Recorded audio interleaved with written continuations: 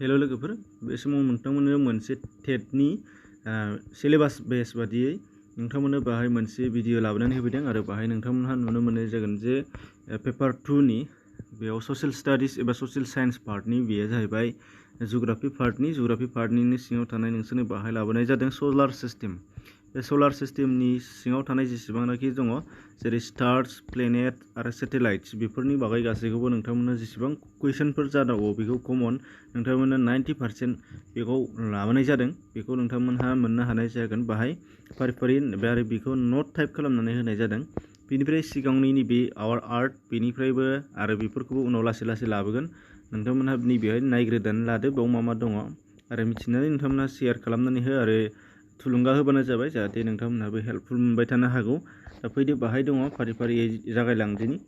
दा जोंहा बुहुमा साननि सोरगिदिं गिदिंनो सम नांगौ बेखौ जों बयबो मिथिगौ 365 डेज बेखौ। नाथाय बिनि अनगायैबो 365 डेजनि अनगायैबो जोंहा 5 घन्टा आरो 5 घन्टा आरो 48 मिनिट आरो बेनिफ्राय सेकेन्डनि बेलायाव 45 to 47 सेकेन्ड बेखिनिसिम लायो होनदों। माने बुहुमा जोंनि सानखौ सोरगिदिं गिदिंनो थाखाय 365 सान बेथ' थांखाबाय। बेनिफ्राय 5 घन्टा 48 मिनिट बेखिनिसिम लाबानो जाबाय नैबे सेकेन्डखौ हाथ्राब्लाबो। दा बेनिफ्राय आन्दाजाव बुहुमनि बैसोखौ होनना बुंदों बे जाहैबाय 4500 निजुत बोसोरसो सिगां। दा बेनिफ्राय नैबे मोनसेया जाबाय गुबुन मोनसेया जोबोद इम्पर्टेन्ट। बे जाबाय बुहुमा सानखौ गिदिंनायाव बेसेबां खारथाय खारो होनदों, बेसेबां स्पिडआव खारो होनदों।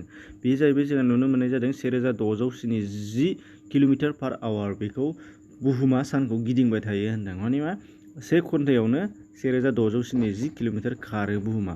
बेनिफ्राय साननि बैसो बेखौथ' जोङो लाखांबाय माबे 500 कौटि बोसोरफ्राम। बेनिफ्राय साननि दुंथाय 6000 डिग्री सेलसियास सेन्टिग्रेडफ्राम 6000 सेन्टिग्रेडफ्राम बेखौ जोङो आन्दाज खालामनानै लानाय आरो बेफोरो एक्जाक्ट नङा। नाथाय बेफोरबो साइन्टिफिकेलि जिहेथु फोरमायनाय बेखायनो बेफोरबो कमन आरो। बेनिफ्राय सानखौराङाव जोङो सिगाङाव जों एलपि स्कुलफ्राव नोंथांमोना जेला फरायदों अब्ला जों नुनो मोननाय जादोंमोन सानखौरां एबा साननि जिहेतु जोंनि सलार सिस्टेम बेयाव जों नुदोंमोन गासै ग्रहफोरखौ जोङो 9 हिसाबै मोनदोंमोन। नाथाय बेयाव थांनाय 2006आव बेखौ प्लुट'खौ साननि सानखौराङाव गोलैया होननानै जोङो बिगियानगिरिफ्रा सिनायथिनो हादों। बेखायनो बे इयारखौ गोसोआव लानांगोन। 2006आव बे प्लुट'खौ दानख'नाय जादों सानखौरांनिफ्राय। बे हिसाबै जोंनाव दा सानखौराङाव गासै 8टाल' दङ। दा बेखौ नोंथांमोनहा बयबो मिथिखागौ जे जेरै बुध, शुक्र, बुहुम, मंगल, बृहस्पति, शनि, इउरेनास आरो नेपसुन। बेनिफ्राय फिसासिननि बेलायाव जोङो बेयाव दङ बुध, बेनिफ्राय देरसिनाव बृहस्पति, नैथि देरसिन हिसाबै जोंना दङ शनि, नैथि देरसिन सेकेन्ड लार्जेस्ट बेसो फैदोंमोन थांनाय बाराव। बेनिफ्राय समायनासिन होबाबो शनि आरो बुहुमनि खाथिसिनाव होनबा मंगल ग्रह। बेनिफ्राय आरो बुहुमजों जावजा माने समानफ्राम होननानै बुंनाय जादों जायखौ, बे जाहैबाय शुक्र। दा बेनिफ्राय दङ ग्रहनि ग्रहसाफोर। दा जिहेतु जोङो सेटेलाइट होननानै बुंदों बे दहाय पार्टआव बेखौ जोङो नायनो गोनां। बाहाय दङ जोंहा सेटेलाइट होननानै बुङोबा बुहुमनिफ्राय लालांनांगोन। बुहुमनि सिगां बुध आरो शुक्र गैया, बुहुमाव दङ गासै नोंथांमोना नुनो मोन्दों बयबो मिथिखागौ बे जाहैबाय अखाफोर मोनसेल' आरो सेटेलाइट एबा बैसोरनि ग्रहफोरनि सेटेलाइटखौबो मुनानो होनो जे एक्सुवेलि। नाथाय नामा आलदा दङ। जोंना बुहुमनिया मुन बे मोनसेयानो। दानिया बेनिफ्राय मंगल ग्रहआव जोंहा मोननै दङ। बे जाहैबाय फबस आरो डिमड। बेखौ नोंथांमोना गोसोआव लाबानो जाबाय। मंगल ग्रहआव मोननै दं, फबस आरो डिमड। बेनिफ्राय दङ जोंहा बृहस्पतियाव आइडेन्टिफाइड खालामनाया 67 जाबाय होनदों। बेनि गेजेरावहाय टप मस्ट बेयाव 4 लार्जेस्ट दङ मुन। बे जाहैबाय लु, इउर'पा, बेनिफ्राय गेनिमेड, बेनिफ्राय केलिस्ट'। बेफोरो गासै मा होनदों जुपिटार एबा बृहस्पतिनि 4 लार्जेस्ट मुनफोर। बेनिफ्राय 49 नेम मुन्स दङ। बेनिफ्राय बेनि गेजेराव 49आ मुं होखानाय। बेनिफ्राय माखासेया 14फोरा प्रफेसनेल माने मा ओरैनो सिनायथिनोल' हादों, नाम होनो हानाय जायाखै। नाथाय 49खौ होनो हाबाय आरो नैबे 4 लार्जेस्ट बिसोरखौ होनो हानाय जाबाय होनदों 67नि बेलायाव आथिखालाव दासिम। आरो बिनि अनगायैबो गोबां फिसा थानो हाबावो होनदों। शनि एबा सेटार्नाव गासै टटेल 82 दङ अरबिट एबा अरबिटखौ लाफानानै, मुननि अनगायैबो अरबिटखौ लाफानानै। दा बाहाय मेजर मुनफोरा दङ बाहाय नुदों मिमास, बेनिफ्राय इनसेलेडास, बेनिफ्राय दङ टेडिस, डियन, रिया, टाइटान आरो लेप्टास। दा बेफोरबायदि थांनाय बाराव टाइटानखौनो सोंदोंमोन टाइटाना बबे सेटेलाइटनि बबे ग्रहनि सेटेलाइट होननानै जे सनि एबा सेटार्ननिमोन बे थांनाय बाराव अपसनाव ओंखारखादोंमोन।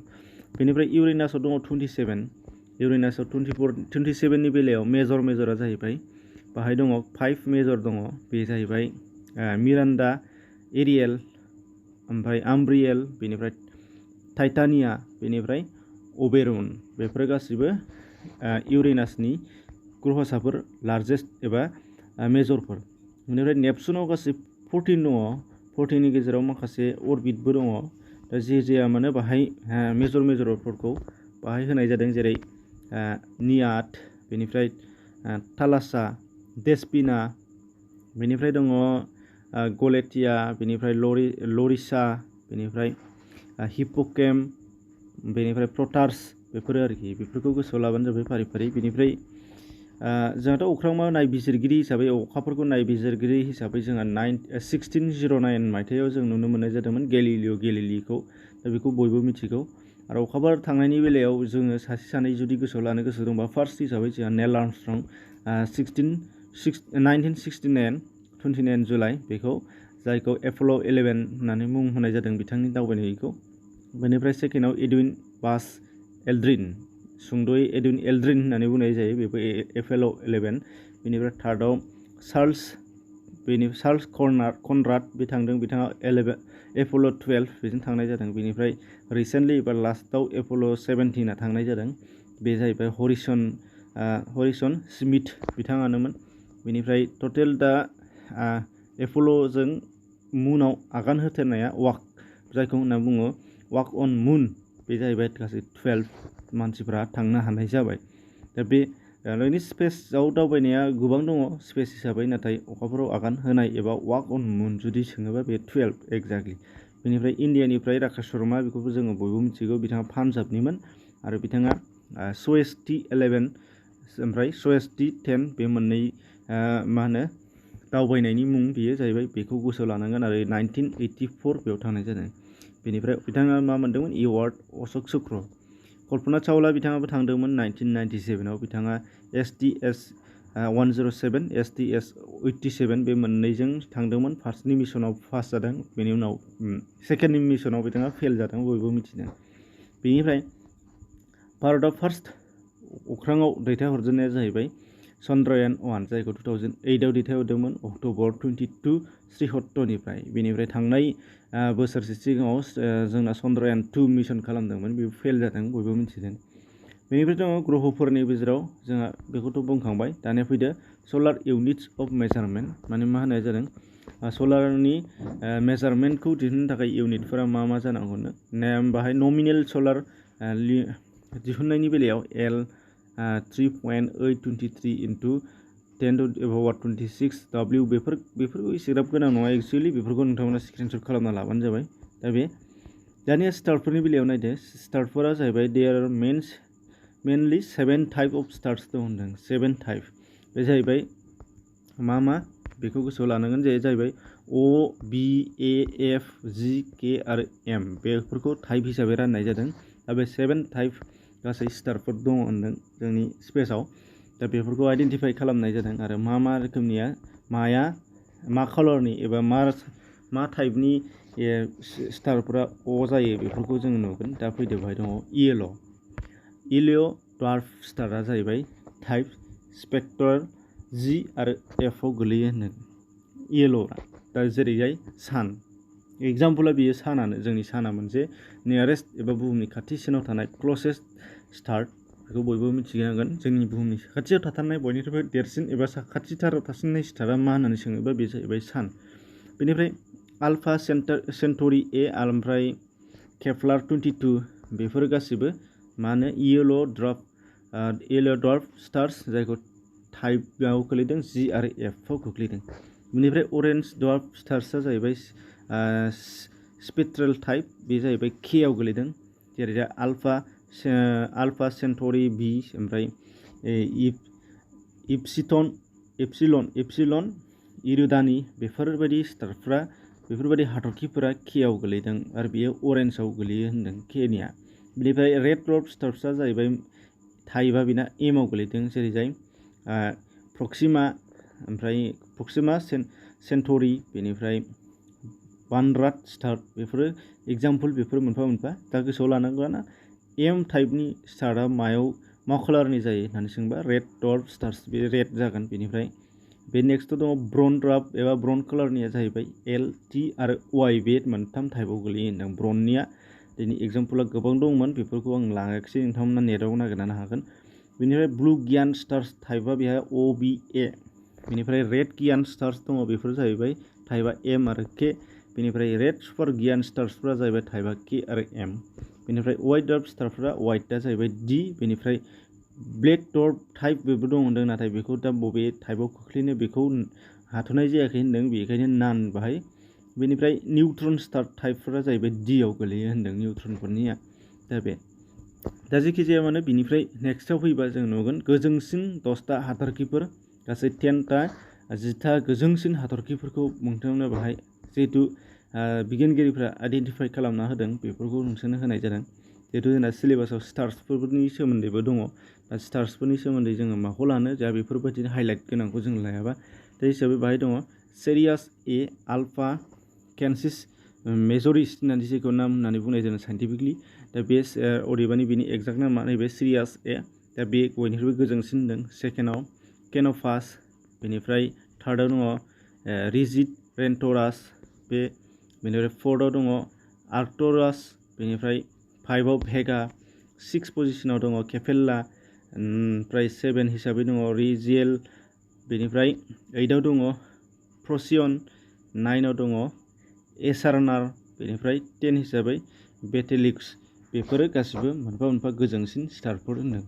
बेनिफ्राय नियारेस्ट स्टार टु दा आर्थ, बे जाहैबाय बुहुमनि खाथिसिनाव थानाय स्टार एबा हाथरखिया मा होननानै सोंदों।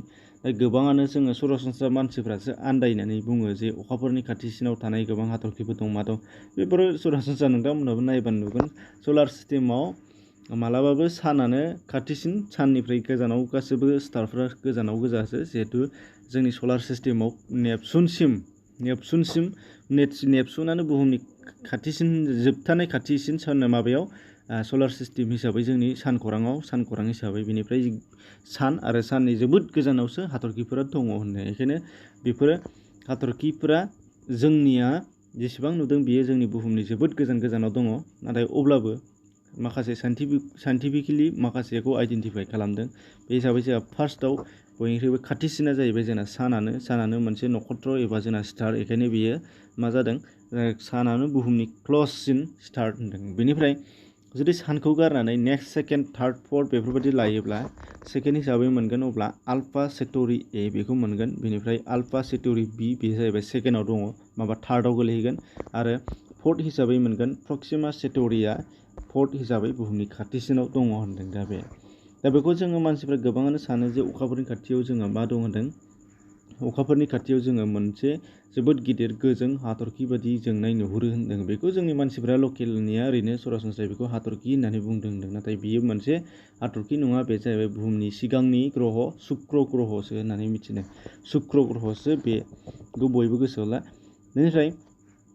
बेनिफ्राय गुदुंसिन एबा हटेस्ट स्टार होननानै बुङोब्ला बे जाहैबाय ब्लु स्टारफोरा जोबोद गुदुं जादों होनदों। ब्लु टाइपनि स्टारफोरा जोबोद गुदुं होनदों। सिगाङाव जों जेसेबां टाइप मोनबोदोंमोन बेनिनो ब्लु स्टारफोरा जोबोद गुदुं एबा बयनिख्रुइबो हटसिन होनदों। दा बिनिनो मोननै माखासे स्टारफोरनि नामफोरखौ आइडेन्टिफाइ खालामना होदों बेवहाय। जेरैहाय नोंथांमोना नुदों दा वार्फ रेड स्टार WR102, बे जाहैबाय बुहुमनि बा स्पेसनि मादावनो बयनिख्रुइबो दुंसिन बिदुं गोनां स्टार होनदों। साननिफ्रायबो बांसिन होनदों, साननिफ्रायबो जोबोद बिबांनि बांसिन बिदुं, साननिबो डाबल बिदुं बाहाय दङ होनदों। बाहाय बिनि मिलियन हिसाबै दिन्थिनाय दङमोन, बेनि परिमाण एबा अनजिमाखौबो बेसेबां गुदुंमोन, नाथाय आं होनाय जायाखिसै। एक्सुवेलि बे इम्परटेन्ट जानाय नङा साननानै। बिनिफ्राय फैदो दानिया बाहाय मा दङ। साना मा होन्दोंमोन, गुदुंसिन स्टार नङा, अब्ला जों बयबो मिथिनो मोनबाय। मानो होनबा जोंना साननि जिहेतु बांसिन डाबल दंखायो मोनसे गुदुंसिन जाग्रा, बेखौ जोङो खिन्थादोंमोन माबि दा वार्फ रेड स्टार एबा WR102 बे।